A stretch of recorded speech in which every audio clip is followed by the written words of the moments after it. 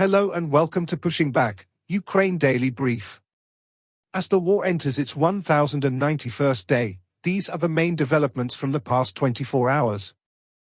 The update from the General Staff of the Armed Forces of Ukraine. Russia has lost approximately 861,090 troops in Ukraine since the beginning of the war. The number includes 1,170 casualties over the past day.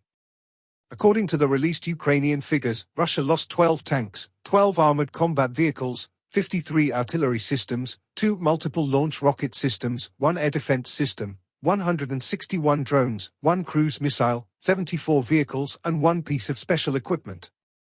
Germany provided a new military aid package with various pieces of equipment and ammunition. In the last 24 hours the Russians launched 144 combat clashes and carried out 72 airstrikes including 94 guided bombs on the territory of Ukraine.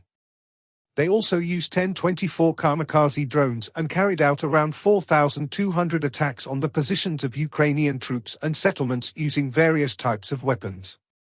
In its latest intelligence update, the UK's Ministry of Defence reports Russia is set to tighten its foreign agents law by increasing penalties for those in contact with designated foreign agents rather than just the agents themselves. Additionally, proposed amendments would ban foreign agents from teaching. The 2012 law, originally targeting individuals and organizations receiving foreign funding including independent media and human rights groups, has been increasingly expanded, especially since Russia's invasion of Ukraine. These changes reflect a broader trend of escalating domestic repression under Putin, which has intensified since the war began. In its latest intelligence update, the Institute for the Study of War. The Kremlin reiterated its demands that Ukraine cede additional territory in eastern and southern Ukraine to Russia and disband the Ukrainian military in the future, while continuing to message that the Kremlin is unwilling to make territorial concessions itself in any future peace negotiations. Lavrov and Nebenzia also categorically rejected European involvement in future peace negotiations and accused European countries of being aggressive toward Russia. The Kremlin also appears to be resurrecting Putin's previous demands and information operations aimed at delegitimizing Ukraine and its government in the eyes of the West, notably ahead of the February 18 Russia-US bilateral meeting in Saudi Arabia.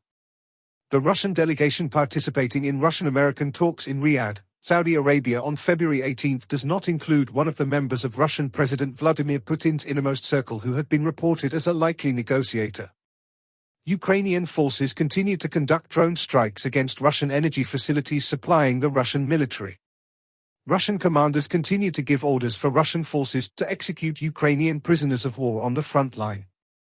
Unspecified sources told Bloomberg that Russia appears to be nearing a deal with the Syrian interim government to maintain a reduced military presence in Syria. Russian forces advanced near Toretsk, Pokrovsk, Kurakov, and Velika Novosilka.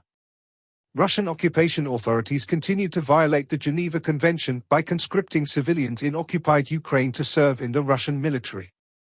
In Ankara, Zelensky held a meeting with President Erdogan. Firstly, Turkey's support for Ukraine's sovereignty.